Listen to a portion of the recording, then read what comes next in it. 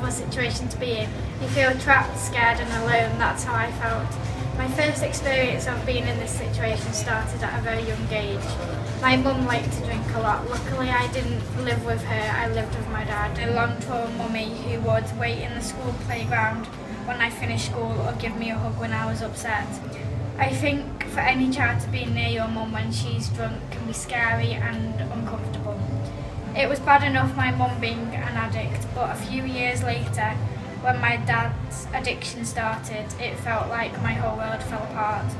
I'd come home from school, he'd be in the pub or he'll be in bed asleep, not even bothering he had a daughter to look after. I told no one how bad my dad's drinking got. I just kept a front on and pretended everything was okay.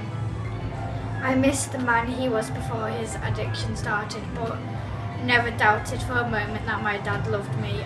His addiction took over him and I still hope one day he can recover.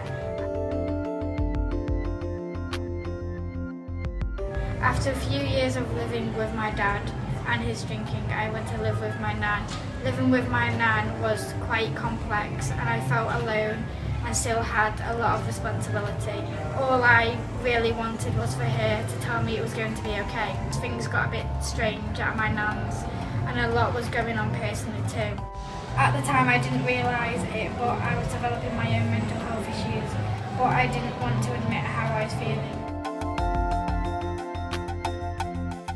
I think what made my decision to move out was I felt I just couldn't take the way my nan was, so I guess I thought it was easier if I wasn't there.